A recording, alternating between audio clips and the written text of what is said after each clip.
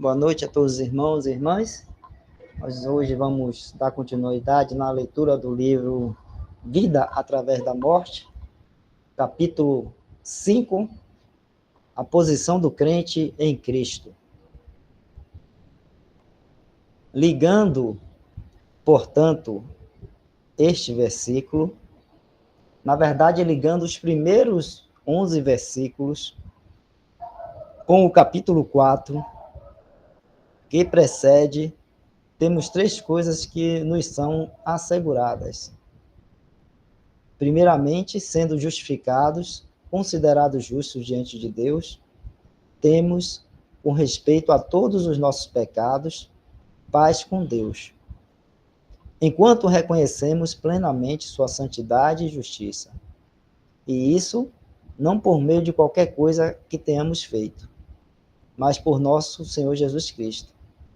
A paz que é resultante do bendito conhecimento pela fé de que todos os nossos pecados foram levados, embora pelo sangue de Jesus, de modo, deixa eu repetir aqui, desculpa, de que todos os nossos pecados foram levados embora pelo sangue de Jesus.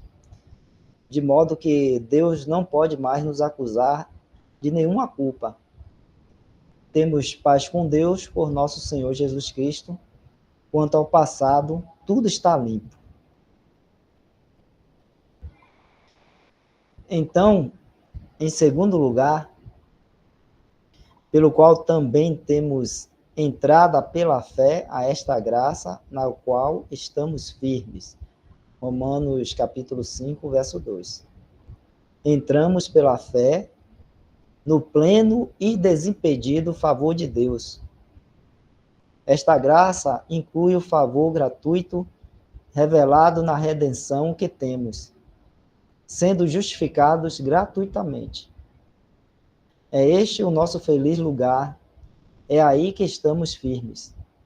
Que tremenda paz a que já temos. Desnecessário é dizer que isto não poderá ser desfrutado se estivermos andando descuidadamente ou permitindo qualquer tipo de pecado em nossa vida. E em terceiro lugar, no que diz respeito ao futuro, nos gloriamos na esperança da glória de Deus. Romanos capítulo 5, verso 2. Não esperamos ser justificados ou ter paz, isto já temos. Mas esperamos com regozijo pela glória de Deus. Porventura não é um gozo para nossos corações saber que logo iremos estar no cenário onde tudo é para a glória de Deus, onde tudo é adequado a Ele, tudo puro por dentro e por fora? Sim, pureza sem pecado, adequada a Ele. Quando Ele, que nos redimiu, vier e nos levar para si mesmo, poderia qualquer outra coisa trazer semelhante gozo ao nosso coração, além desta, que é estarmos com Ele e sermos como Ele é? Esse trecho aí, irmão, não é só para afirmar assim, o que ele acabou de falar, no escrito aí, quando ele fala, nos gloriamos na esperança da glória de Deus. Porque ele fala esperança, é porque essa glória de Deus aqui, ele está se referindo, né, que quando,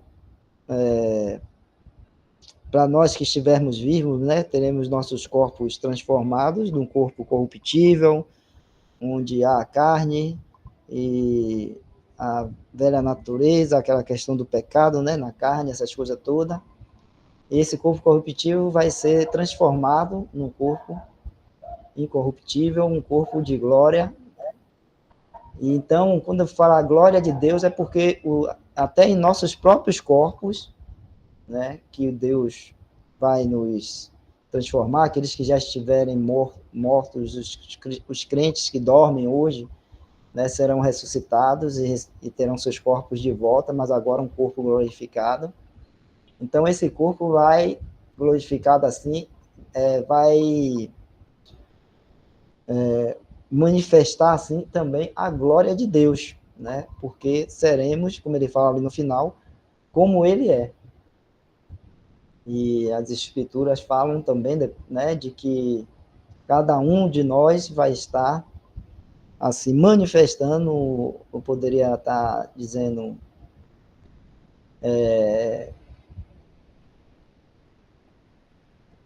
com um esplendor, uma luz, uma glória, né? Cada um de nós vai estar com uma glória que não é nossa mesmo, é de Deus. Por isso que fala a glória é de Deus. Mas cada crente, cada santo vai estar manifestando assim, vai estar, né, irradiando assim essa glória de Deus. E aqueles que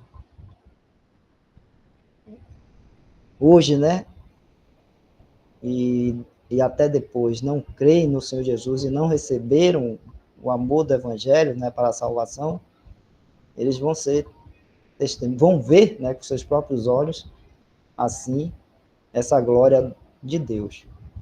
Então, por isso que fala que é uma esperança, porque ainda não ocorreu isso, nós ainda estamos aqui, né, com esse corpo aqui, corruptível, com a carne ainda aqui, que milita contra o espírito contra a carne, o Espírito Santo de Deus, né, que a gente está falando, que habita em nós, mas logo, né, quando o Senhor Jesus vier, aqueles que estiverem vivos vão ser transformados e os mortos vão ressuscitar, né, e terão, assim, receberão de volta aí o seu corpo, mas agora um corpo glorificado. Por isso que ele fala também de pureza sem pecado, né? Então, vamos estar dessa forma, de maneira adequada diante de Deus, na presença de Deus, né? Sem nada, né, nenhuma mácula, porque o Senhor Jesus, né, nos limpou, nos lavou de todos os nossos pecados e depois ainda nos deu, né, esse corpo aí, nos dará, né, esse corpo glorificado aí, que também não vai carregar, né, nada de pecado, de impureza, de iniquidade também. Então, só para destacar aí esse parágrafo aí, ressaltar isso aí, né? E para ficar mais compreensível para todos nós, né? Se algum irmão também quiser comentar, pode ficar à vontade, né? Tá bom? A gente vai dar continuidade aqui na leitura. Me parece, né, Jefferson, voltando lá em cima no início desse capítulo 5, ele fala ali que, acho que na leitura anterior, vocês tinham lido o capítulo 4, foi de Romanos mesmo, foi isso, Jefferson?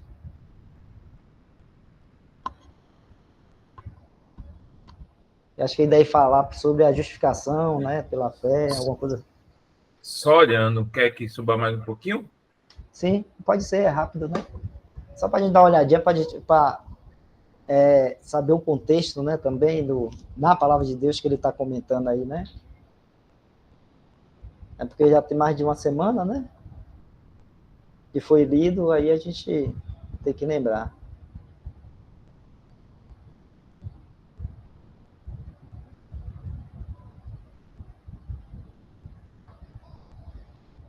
A leitura toda está sendo baseada em Romanos, pelo que eu estou vendo aqui.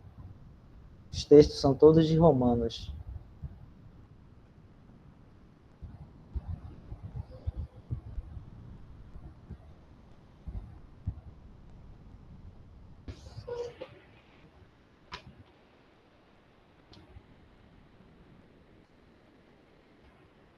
É isso mesmo?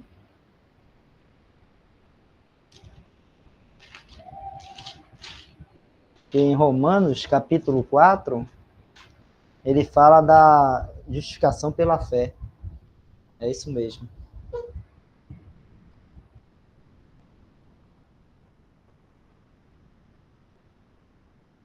Né? Fala da justificação pela fé. Beleza, Jeff? Pode voltar lá para onde a gente estava. É só para a gente saber que estava nesse capítulo de Romanos, ele está seguindo baseado mais, né, no texto de Romanos ali, anteriormente capítulo 4, agora já está comentando já nos capítulos 5 de Romanos. Vamos lá.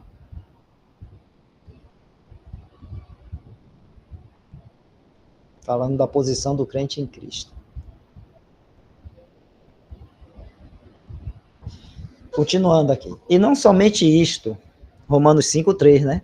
Não somente o fato de termos a paz com Deus, o presente acesso ao gratuito favor de Deus e o ardente almejo por sua glória, mas isto nos capacita ainda a também nos gloriarmos nas tribulações presentes, sabendo que a tribulação produz a paciência, e a paciência a experiência, e a experiência a esperança.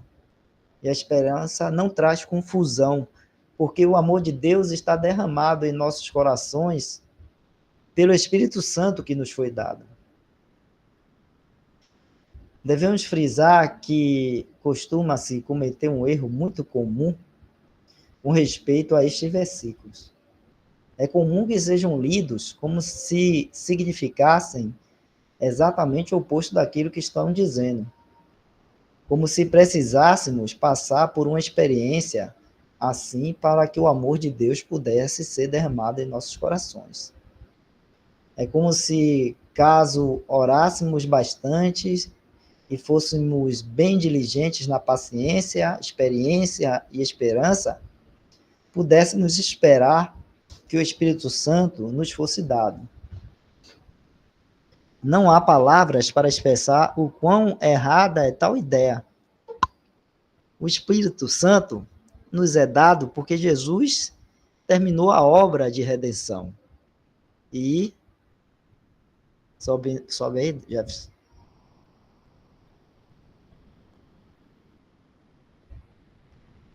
Então, o Espírito Santo nos é dado porque Jesus terminou a obra da redenção e, estando ele agora glorificado, somos selados pelo Espírito. E o amor de Deus é derramado em nossos corações. Sendo assim, supor que o Espírito Santo venha a ser dado por causa de nossos esforços, nossa experiência ou devoção própria, é desprezar a perfeita obra de Cristo. No entanto, acontece justamente o contrário. Toda essa bendita experiência vem por causa do amor de Deus ser derramado em nossos corações pelo Espírito Santo que nos foi dado. Suponha que você fosse convidado para jantar com Sua Majestade a Rainha e que ela dispensasse a você toda a atenção e gentileza possíveis. E que ao invés de você desfrutar daquela gentileza, passasse a expressar diante dos presentes o desejo sincero de ter uma rainha. E uma rainha que lhe demonstrasse gentileza. O que ela ou qualquer outra pessoa pensaria de uma tal conduta? Só pessoas cegas e surdas poderiam cometer um engano assim. Não há dúvida de que aqueles que conhecessem melhor uma rainha assim, mais leais seriam. E aqueles que sabem que o amor de Deus é derramado em seus corações pelo Espírito Santo, que lhes é dado, irão amar a Deus mais ainda. E terão essa bendita experiência por causa daquilo que já receberam dele. O que dizer do que é espiritualmente cego e surdo, que nada pode perceber do amor de Deus para conosco? Ou de como ele é derramado em nossos corações, mas que acaba transformando esta passagem em legalismo, pensando e dizendo que Deus nos amará enquanto nós o amarmos. Que quanto mais amarmos a Deus, mais ele nos amará. Tal pensamento encontra-se aí.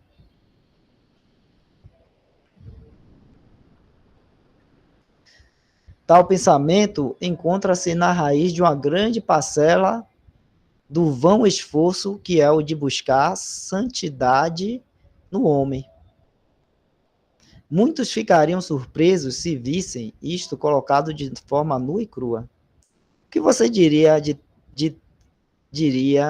ter que se esforçar para tornar sua carne santa, a fim de que Deus pudesse amar você? E não é isto que milhares de pessoas estão tentando fazer?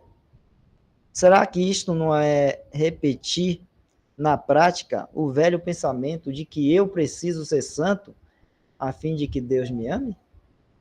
Certamente que a carne deve ser subjugada, mas não para que Deus me ame, e sim porque Ele me ama. Vamos agora considerar como Ele nos tem amado e em que estado nos encontrávamos quando Ele nos amou.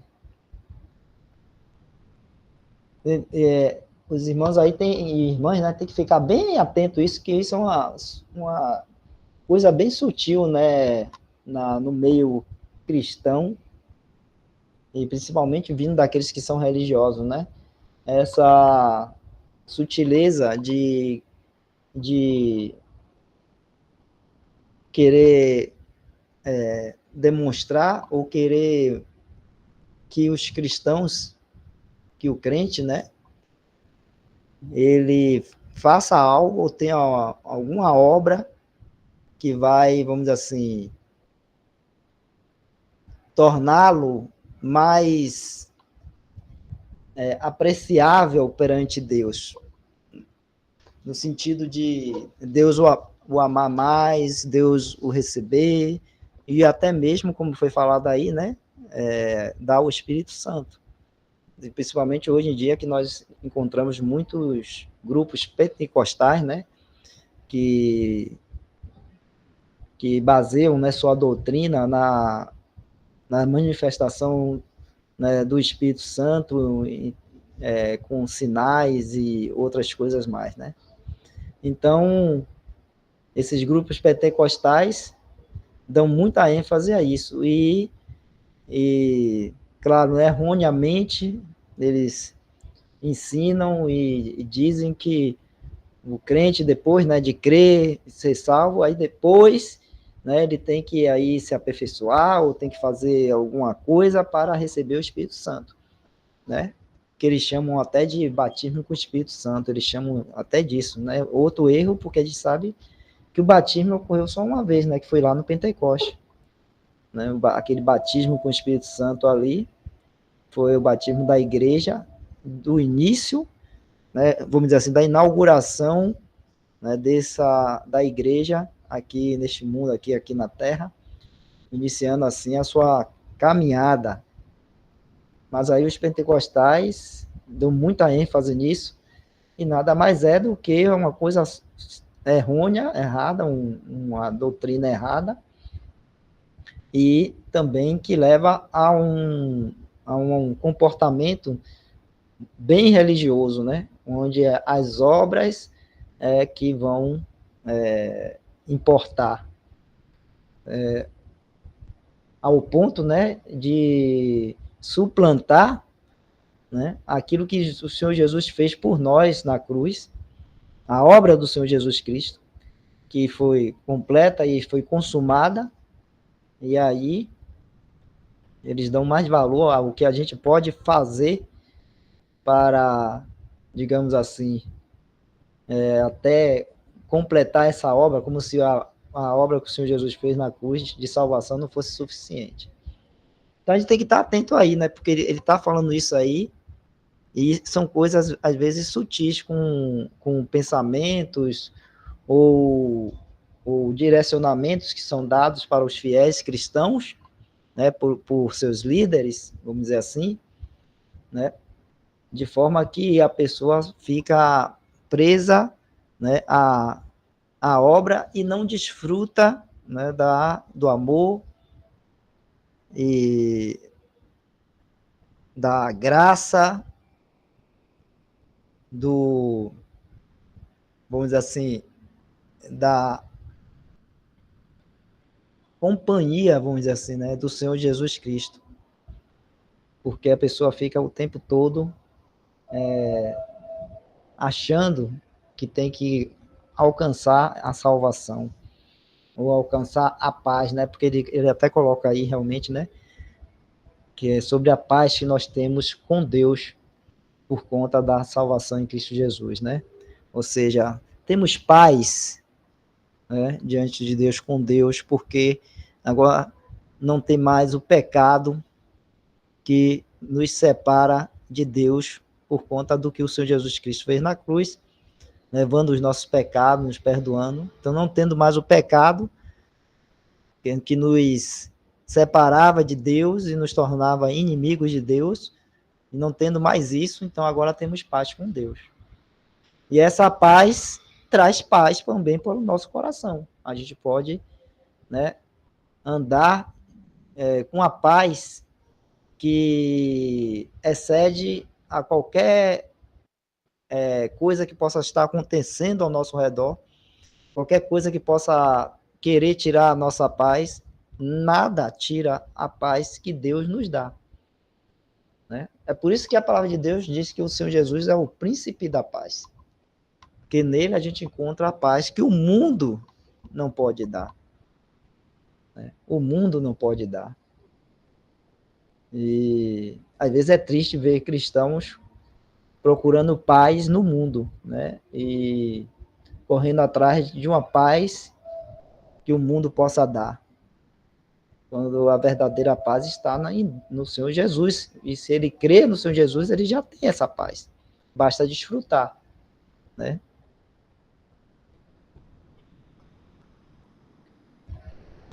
Continuando a leitura? Só um complemento, irmãos. Sim. O escritor está querendo, né, deixar claro para nós que o cerne, né, o centro de tudo na nossa vida espiritual é o Senhor Jesus. De forma bem simples, ele está mostrando que está escrito isso, mas os homens preferem enxergar de outro modo, né? Principalmente os que ensinaram assim a vida inteira, né? Da forma errada. Da seguinte maneira, bem simples. É o Senhor quem faz, não nós. Então não é pautado, não é centrado no que o homem faz, mas no que ele faz desde o princípio, em tudo. É ele quem faz. Se a gente volta lá atrás, né, ele cria tudo, ele faz tudo, ele é o Senhor, ele é Deus. Desde a criação de todas as coisas. E aí depois agora, né, o pecado entra, arruína tudo e de qualquer modo aí ele volta, ele mostra para nós novamente, ó, sou eu que crio, sou eu quem faço. Não é você quem faz. E aí depois, quando a gente passa a fazer alguma coisa, que é aí que está a linha, né, que vai separar isso, quando a gente passa, depois de cristãos, né, depois de nascidos de novo, e a gente passa agora a fazer alguma coisa, é o Senhor em nós. Então é tudo nele, é tudo por ele, é tudo para ele, é nele. Não tem o homem. Mas o homem, ele insiste em querer tomar o lugar de criador, o lugar de quem faz. Mas a palavra está bem clara e o escritor está tentando mostrar isso. É o Senhor quem faz. Então eu não tenho eu não me salvo, eu não me torno santo, não sou eu quem amou a Deus. Estávamos mortos em delitos e pecados. Então é sempre o Senhor. É sempre ele está mostrando em tudo, o tempo todo, olha, você tem que olhar para mim, olha para mim, eu sou o centro. Né? Então, aí depois de salvos, nascidos de novo, aí nós amamos ao Senhor, agora amamos, mas por que nós amamos? Porque fomos selados com o Espírito Santo. Porque aí depois disso, foi derramado o amor dele em nossos corações. Se não fosse assim, era impossível amar a Deus. Era impossível querer Deus, era impossível fazer o bem. Então agora, qualquer coisa boa que façamos, não é nós, é o Senhor. É o Senhor. Então, é bem simples assim, mas né, os homens querem transtornar a palavra de Deus. O que ele nos ensina e deixa bem claro na sua palavra. E aí, qual a importância de saber disso? Porque a gente pode realmente gozar da verdadeira paz.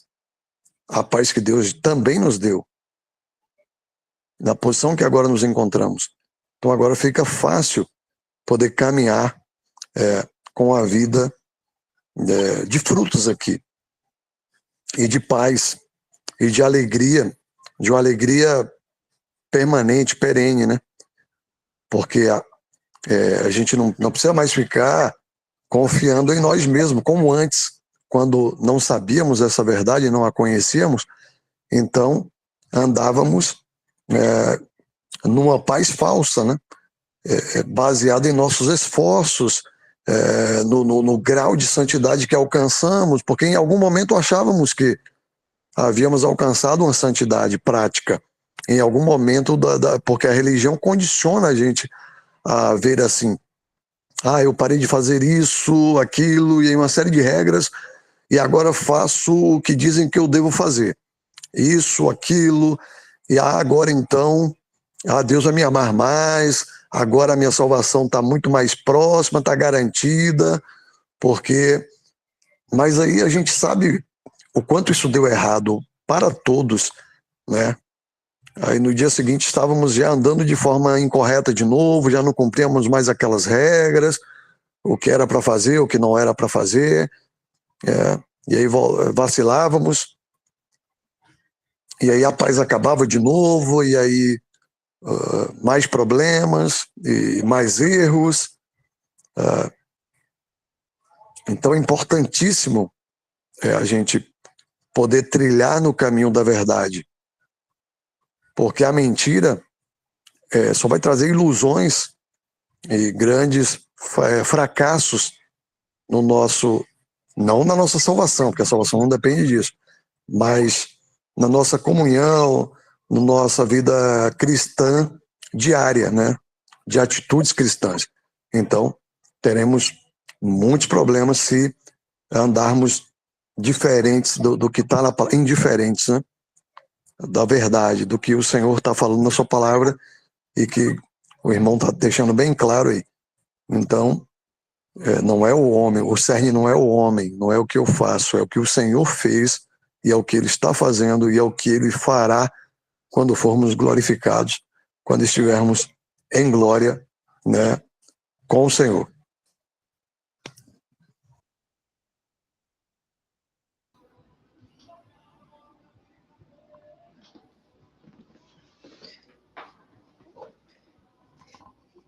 Continuando a leitura.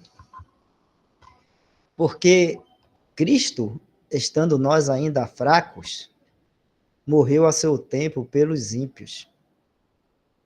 Será que nossos corações já se renderam a este fato? Nós não éramos apenas culpados, mas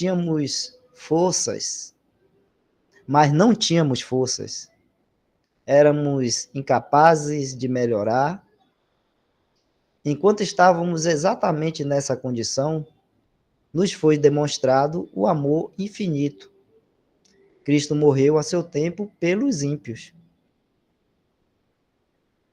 Não existiam outros meios possíveis para Deus justificar o ímpio, senão pelo seu Filho morrendo pelo ímpio. Sim, é exatamente nisto que o amor de Deus vem resplandecer em nosso favor. Mas Deus prova o seu amor para conosco em que Cristo morreu por nós, sendo nós ainda pecadores. Romanos 5, 8. Será que isto aconteceu sobre o princípio de que quanto mais amamos a Deus, mais Ele nos amará? Poderá haver maior exibição de seu amor do que esta? Cristo morreu por nós? Impossível. No entanto, isso aconteceu quando éramos ainda pecadores.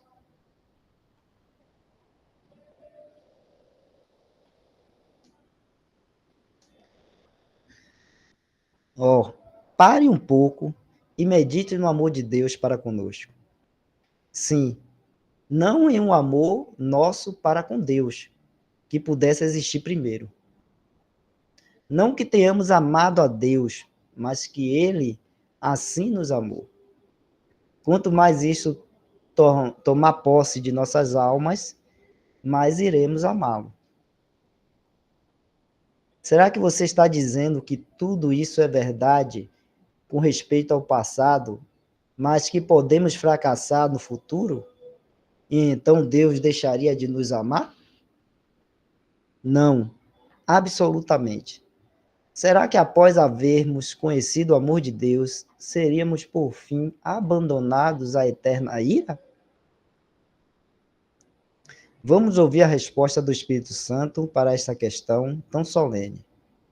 Se Deus dispensou de tal modo o seu amor para conosco, a ponto de, quando ainda éramos pecadores, Cristo haver morrido por nós, logo, muito mais agora, sendo justificados pelo seu sangue, seremos por ele salvos da ira. Romanos 5:9. Preste atenção. Sendo justificado pelo seu sangue, é algo que nunca muda. Não se trata de termos sido justificados uma vez pelo seu sangue e precisarmos ser justificados novamente. Mas, sendo justificados, é algo que sempre permanece. Seu sangue é sempre o mesmo diante de Deus, tendo feito expiação por todos os nossos pecados. Não há alteração. Portanto, não apenas somos, como seremos por ele salvos da ira. Ó infinita e preciosa graça. Então, abrindo agora de novo aqui um parêntese, irmãos e irmãs, né? Esse é um dos versículos, né, que é Romanos 5:9, né, que nos mostra, né, esse amor tão pleno e tão grandioso de Deus, que primeiro nos salvou, né, sendo nós ainda pecadores. Então, não há aquela questão de o Senhor esperar a gente deixar o pecado para então ele nos amar e sermos então assim salvos por ele. Não, não tem isso. Né? Ele morreu e derramou o seu sangue ali na cruz, o Senhor Jesus, para salvar pecadores. E esse amor de Deus nos alcançou quando nós ainda éramos pecadores. Inimigos de Deus, que não tinha nenhum amor para com Deus, vamos dizer assim. Mas ele foi e nos alcançou ainda assim. E aí nesse verso 9, ele fala, né, que seremos salvos da ira. E aí é o que eu queria ressaltar aqui, porque esse verso aí é um dos versos que nos mostra que a igreja, né, os santos de Deus da atual dispensação, né, dessa atual dispensação aqui, a igreja não passará pela esse tempo da ira de Deus que vai se abater sobre este mundo. Por isso que, quando a gente fala do arrebatamento, da vinda do Senhor Jesus e, né, levar a sua igreja, levar a sua noiva, tirando daqui dessa terra, deste mundo aqui, isso vai acontecer antes da tribulação, porque essa ira que ele está falando aí é esse período né, de 7 anos que vai se passar aqui neste mundo, onde Deus vai derramar a sua ira e vai estar julgando assim e trazendo sua ira sobre este mundo mau, né? Este mundo que é inimigo de Deus. E então não faz sentido, não faz nenhum sentido, e a palavra está dizendo aí, né? Que Deus, amando assim a sua noiva, a sua igreja, né, que o Senhor Jesus, vamos ser mais, né, específico assim, mais claro, mais diretos assim, que o Senhor Jesus, amando a sua igreja, a sua noiva, e, e a permitir, né, e a deixar que sua noiva, né, passasse por esses momentos de tribulação aqui na terra, onde Deus estaria derramando a sua ira sobre este mundo, e a igreja, né, que é a noiva do seu filho amado, do seu Jesus, que ama a sua noiva, que cuida dela, que protege, que deu a sua vida por ela, mas dizer, não, ela vai continuar aí, vai passar por tudo isso, sofrer, porque vai ser um período de tão tamanha tribulação, de tamanho sofrimento. A palavra de Deus diz que se esses dias não fosse abreviado, nem mesmo os escolhidos iam sobreviver, né? Então não faz sentido isso, né? Como muitos cristãos gostam aí, muitos grupos cristãos, e uma doutrina também muito ensinada aí, errada, ensinando que a igreja passará pela tribulação, né? Pela esse período aí da ira de Deus sendo derramada aqui nesta terra. Não faz sentido nenhum, e a própria palavra de Deus fala aí que não acontecerá assim, porque está falando aí que seremos por ele salvos da ira. Romanos 5, versículo 9. Então, e olhe que vamos dizer assim, na ordem cronológica aí, né, daquilo que a palavra nos revela de conhecimento, de doutrina para a igreja. Então, Romanos é o primeiro livro aí que está nos trazendo o que? A doutrina, nos falando do evangelho, né, da graça, do evangelho que nos salva. Então, o tema de Romanos é o evangelho. E logo nesse primeiro epístola, né, que nos fala disso, que nos ensina sobre o evangelho salvador, essa graça, essa boa nova de salvação, ele fala que esse evangelho, né, está nos dizendo que essa salvação também, né, é sobre essa ira que vai cair de Deus aqui neste mundo, desse período também. Então, está falando aí, seremos por ele salvos da ira. E lá depois, lá em 1 Tessalonicenses e 2 Tessalonicenses, sendo que, né, cronologicamente até, a carta de Tessalonicenses foi escrita primeiro do que a de Romanos, mas, né, na cronologia como foi colocada os livros da Bíblia, Romanos vem primeiro, mas escrito realmente, Tessalonicenses foi escrito primeiro, né, por Paulo, aquelas cartas ali para a igreja de Tessalonicenses. Mas ali Paulo, então, já ensinava a igreja ali sobre o arrebatamento e a vinda do Senhor para levar a sua igreja. E lá também a gente vê e percebe e entende, né, que esse acontecimento é antes que venha esse período de tribulação, onde a ira de Deus será derramada sobre este mundo aqui, né? Então, só queria destacar isso aqui para ficar esse conhecimento bem firme em nossos corações, porque ele até fala, né, dessa bendita, isso se chama, meus irmãos, a bendita esperança do cristão. nós temos essa bendita esperança. A gente já falou no início, né, desse capítulo 5, sobre, né, a glória de Deus, como nós seremos, na vinda do Senhor Jesus, no arrebatamento, teremos nossos corpos transformados, e os santos, né, e os crentes ali, que já morreram, serão ressuscitados, receberão seus corpos, mas agora também um corpo glorificado.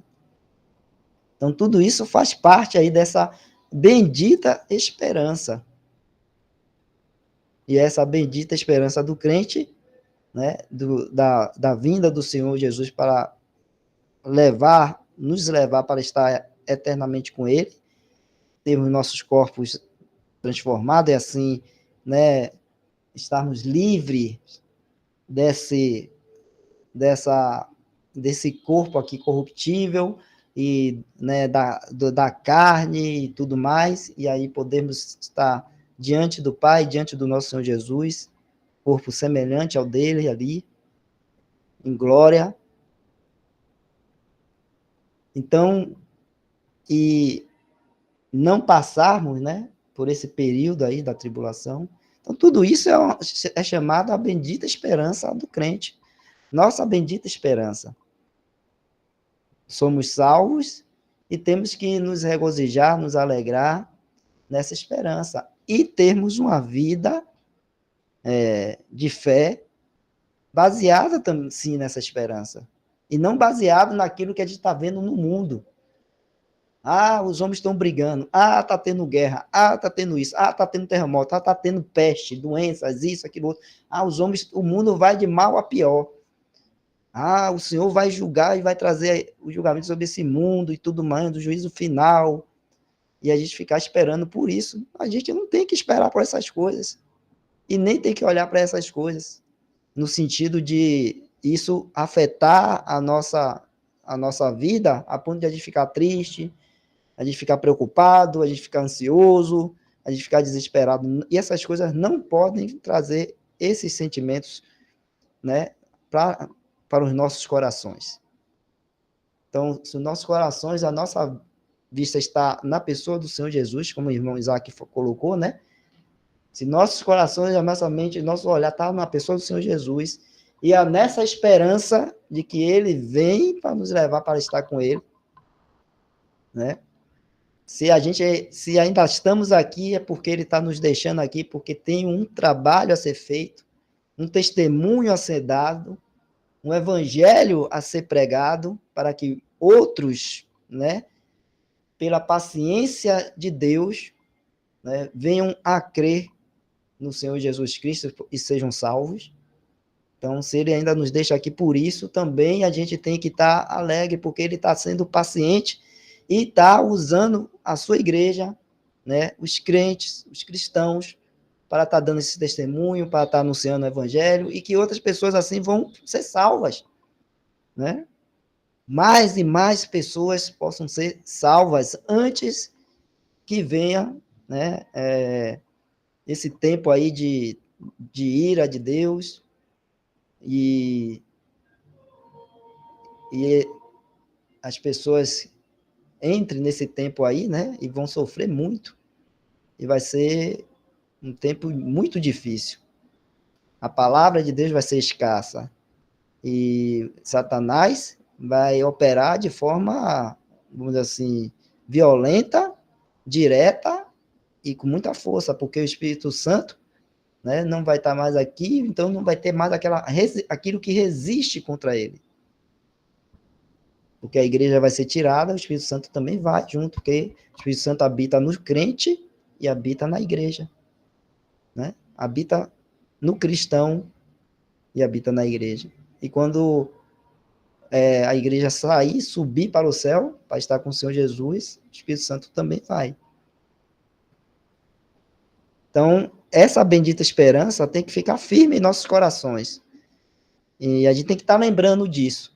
Paulo fala lá em Tessalonicenses para a gente falar sobre essas coisas uns com os outros, para, né, a gente estar animados, a gente estar encorajados, firmes na fé, né? Então, isso, falar disso e lembrar disso uns com os outros sempre nos traz esse ânimo aí e essa alegria e essa coragem de continuar firme, né, na caminhada de fé aí.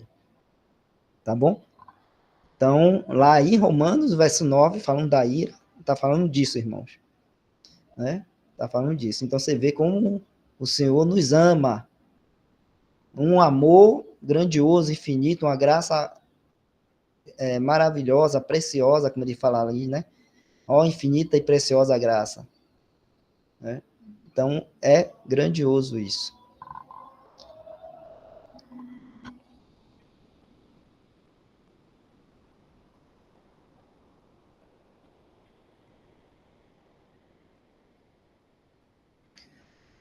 Continuando a leitura aqui, e há ainda mais, porque se nós, sendo inimigos, fomos reconciliados com Deus pela morte de seu Filho, muito mais, estando já reconciliados, seremos salvos pela sua vida.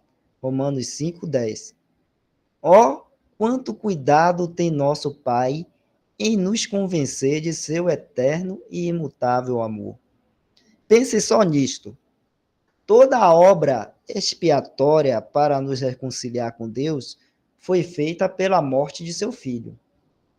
Deus foi glorificado. Nossos pecados, todos os nossos pecados, foram transferidos para Cristo e levados por ele, quando éramos ainda inimigos. E agora somos justificados de todas as coisas, redimidos para Deus, feitos filhos seus. Aquele que nos reconciliou por sua morte, vive para servir, para lavar nossos pés, para salvar-nos até o fim, por seu sacerdócio e mediação. Se porventura falharmos, repetindo, né? Por seu sacerdócio e mediação, se porventura falharmos. Então, ele está falando aqui, né, que o sacerdócio do Senhor Jesus, que ele nos salvou ali na cruz, morreu, ressuscitou e subiu ao céu, está à direita do Pai. Mas o serviço dele, né, ele continua trabalhando. Um serviço nos servindo, viu, irmãos? Porque ele está falando aí que o Senhor Jesus, ele continua o seu sacerdote. Lembre-se que ele é o sumo sacerdote. Ele é o sacerdote, então ele continua com o seu trabalho de sacerdócio por nós e mediação. Né? Então, quando nós erramos, cometemos algum pecado, né, aí tem a mediação do Senhor como um advogado em nosso favor, para que, né, a gente possa ter, né, nos arrepender dos nossos pecados, confessar e podermos ter a comunhão restaurada com o nosso Deus. Tá bom? Então, quem faz essa obra? O Senhor Jesus. Né? O Senhor Jesus faz essa obra. Então, muito mais estando já reconciliados, seremos salvos pela sua vida. Romanos 5:10. Esta certeza quanto ao futuro remove agora qualquer impedimento para o pleno gozo do coração em Deus. Então, temos essa certeza, certo? Vai remover qualquer coisa que atrapalhe a nossa alegria, a nossa paz, o nosso desfrutar dessa paz e dessa alegria, né? Do que vem do coração de nosso Deus. Então, ter essa certeza, essa bendita esperança, essa certeza do cuidado e do amor do nosso Deus e do nosso Senhor e Salvador Jesus Cristo. Não apenas temos esta certeza de sermos salvos até o fim por sua vida, mas também nos gloriamos em Deus por nosso Salvador Jesus Cristo, pelo qual agora alcançamos a reconciliação. Romanos 5, 11. Então, temos certeza que estamos já reconciliados com Deus, né? Através da obra do Senhor Jesus Cristo. Então, já reconciliados, não seremos rejeitados ou desprezados por Deus em algum momento futuro. Não existe isso. Somos reconciliados com Deus. E isso é uma coisa que é eterna.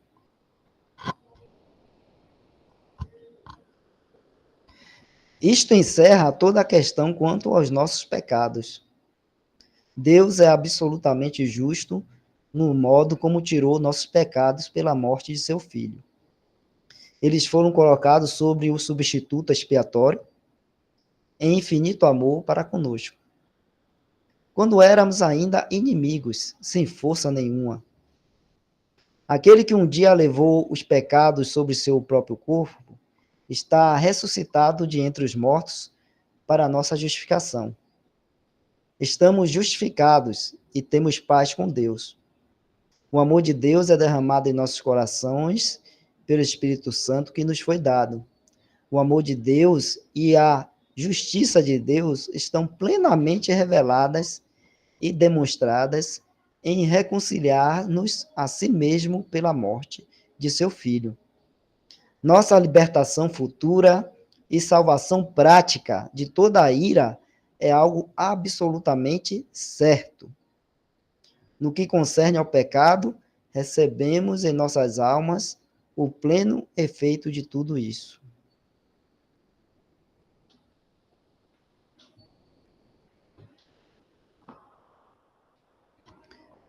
Só mais um pouquinho, Jefferson.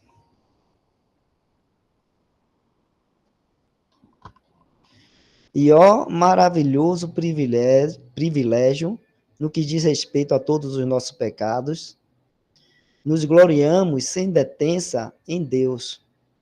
A salvação provém inteiramente de Deus, e nós o conhecemos ao ponto de nos gloriarmos em Deus, nos regozijarmos nele, em tudo o que ele é. Nem precisamos dizer que algo assim jamais poderia existir por intermédio da lei. Mesmo que a lei pudesse nos ter justificados dos pecados passados, o que era impossível, quem é que poderia permanecer sob sua própria responsabilidade quanto ao futuro e se gloriar em Deus, regozijar-se nele? Ninguém. Portanto, tudo só pôde ser por meio de nosso Senhor Jesus Cristo, do princípio ao fim. Cuidemos para não deixar passar esta graça tão perfeita, ao permitirmos uma mínima confiança que seja na carne. É Cristo no futuro, assim como foi Cristo no passado. Por conseguinte, o versículo 11 encerra a questão dos pecados. A questão do pecado nos será apresentada agora, se o Senhor assim desejar. Que o Espírito Santo possa aprofundar em nossas almas o senso da infinita graça de nosso Deus, a fim de podermos nos regozijar continuamente nele. Chegamos agora à questão do pecado, ou das duas cabeças das duas famílias. Uma cabeça, Adão, pelo qual o pecado entrou no mundo, e a outra cabeça, Cristo, pelo qual a graça abundou sobre o pecado. Muitas almas encontram-se profundamente angustiadas ao descobrirem que, apesar de crerem que seus pecados estão para sempre perdoados, ainda encontram sua raiz, o pecado na carne. Boa parte dessa confusão acontece por não se observar cuidadosamente a diferença entre os pecados e o pecado, como aparece nesta epístola. Como já vimos, o versículo 11 encerra a questão dos pecados. O versículo 12 traz à tona a questão do pecado. Pelo que, como por um homem entrou o pecado no mundo, percebam os irmãos que está falando aí pecados e pecado, viu? Pecados no plural e pecado no singular. Quando fala pecado no singular, está falando da raiz do pecado, né, que nós trazemos na carne, que foi, vamos dizer assim, que entrou, né, no homem através de Adão, tá? Então, esse pecado aí no singular, esse pecado que está aqui na nossa carne, ele aqui permanece ainda aqui, no sentido de que ele está aqui, né? Mas, né, o Senhor já tratou com ele lá na cruz, tá bom? Então, ele não vai ter mais para o cristão, ele não vai ter mais esse poder sobre nossas vidas. Então, ele vai falando aqui do versículo 12, né? Pelo que como por um homem entrou o pecado no mundo, e pelo pecado a morte, assim também a morte passou a todos os homens, por isso que todos pecaram. Há, assim, duas provas da origem do mal. O pecado entrou no mundo por um homem, e de toda a raça humana, todos pecam e todos morrem. Com absoluta a consistência que há na palavra de Deus. E isto acompanhada de fatos. E é algo que tem sido constatado como verdadeiro, seja com o homem colocado tanto sobre a lei, como sem lei.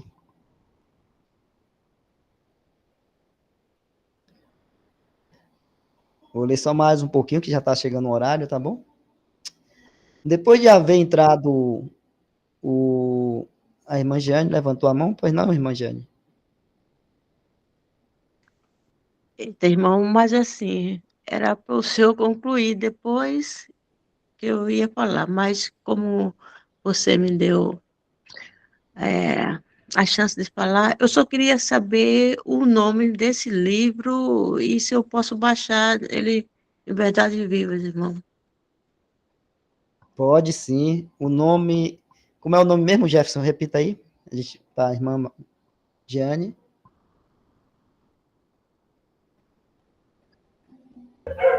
Vida através da morte. Vida através da morte, irmã. Lá no Verdade Viva consegue baixar ele, né, Jefferson? Irmão, não sei dizer, porque eu abro direto pelo site, entendeu? Qual Mas site? a maioria. Verdades Vivas. Então, se tá lá no site, ele consegue baixar também. Irmão, não é Verdades Vivas, está no acervo digital cristão. Pronto, tem no acervo digital cristão também, viu, irmã Jane? Obrigado, irmã. Eu ia corrigir aqui, verdade. Está no acervo digital. Tá certo, irmão.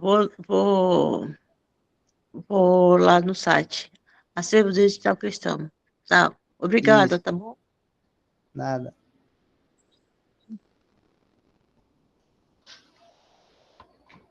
Então, continuando aqui, né? Já para a gente concluir, acho que dá para ler esse parágrafo já aí, né, Jefferson? Mais esse parágrafo?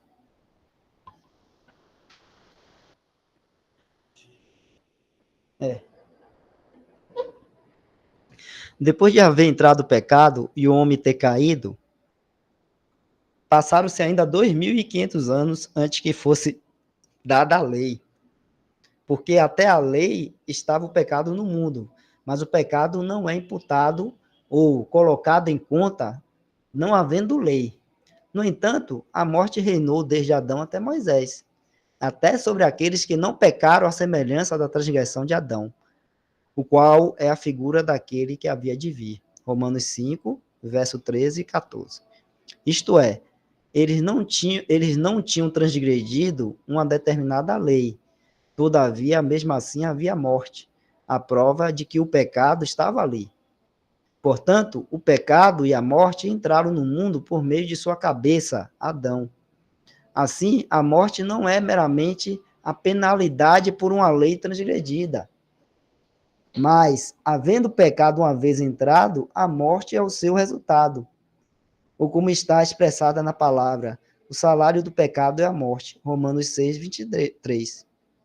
Agora, em contraste com aquilo que entrou pelo pecado da criatura, a primeira cabeça, pecado e morte, aprove a Deus nos revelar aquilo que entrou por meio de uma nova raça, por intermédio do dom ou dádiva de seu próprio Filho, justiça e vida.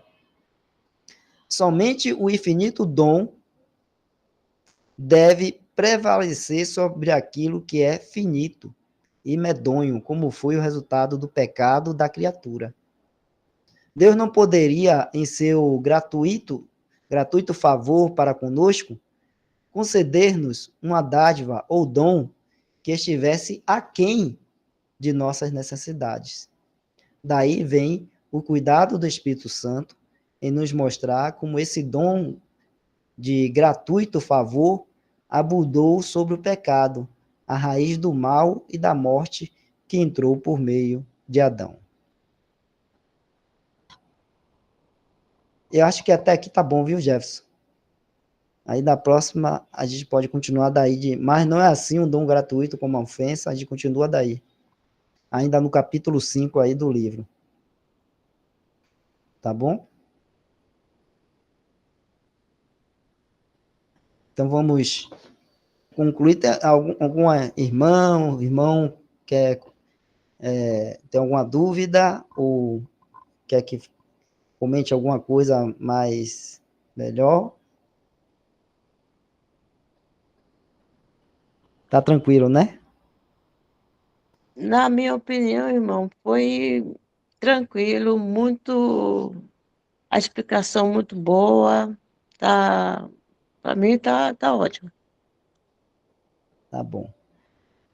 Graças ao Senhor, né?